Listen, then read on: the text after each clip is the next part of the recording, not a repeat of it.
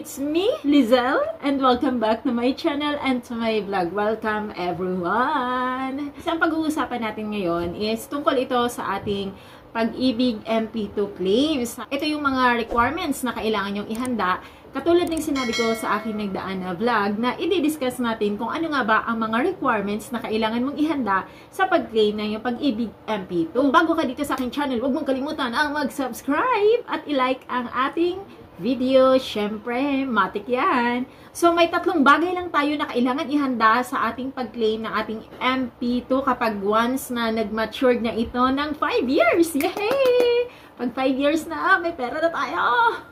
Yung inipon natin ay makukuha na natin. At ang kagandahan, ay hindi mo na nga kailangan pumunta pa ng Pag-ibig Fund, di ba? So, nakakatuwa talaga guys. Alam nyo, I'm so happy guys na pwede na tayong mag-claim through online. Kasi ako ng time na nag-claim ako ng 2023, ay kay Pag-ibig mismo ako nagpunta. Pero next claim ko, pag nag 5 years na yung pangalawa kong account, ay sa online na ako magki-claim. So, super easy lang, super smooth.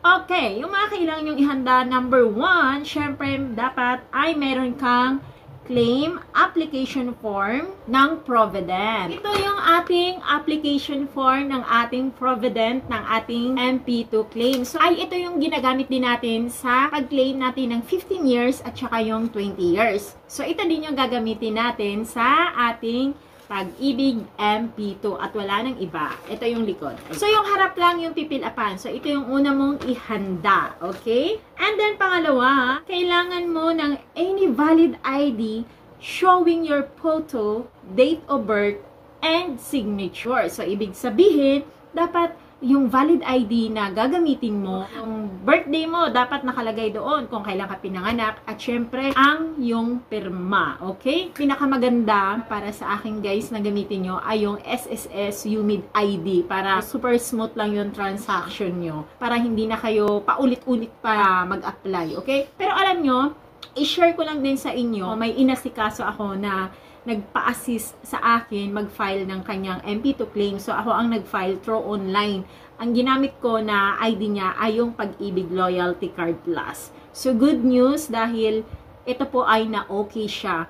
Pero, ginamit din namin yung SSS UMID ID niya. Yung SSS UMID ID niya para dun sa kanyang selfie photo. So, para sa akin kaya siguro nag-okay yun dahil nga nandun yung SS UMID ID niya. Kumbaga nakita na talaga kung kailan yung birthday niya. And then guys, yung pangatlo na kailangan natin ihanda ay ang ating mga selfie photo ay kailangan nakahawak na ganyan. Okay? So, pwede tayong naka-smile kapag nag-selfie tayo para syempre naman para pag nag-claim tayo pretty tayo doon, di ba? Ang ginamit ko doon sa nagpa-assist sa akin, yung Pag-ibig Loyalty Card Plus niya, and then yung SSS UMID ID. So, yun lang ang kailangan yung ihanda.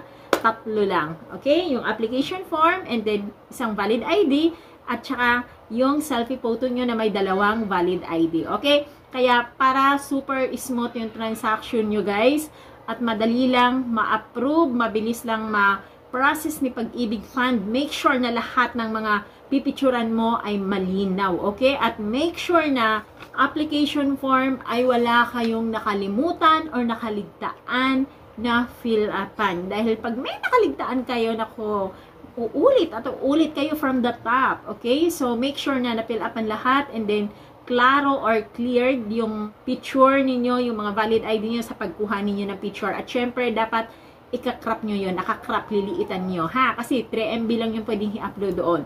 Parang sa loan application lang. So, ayun lang, di ba? Super, quick lang. Yun lang yung kailangan mong ihanda para makapag-file ka na ng iyong maturity sa iyong MP2. So, ayun, congrats sa lahat ng mga nag-matured na ang MP2 this year. Thank you everyone and God bless. Bye!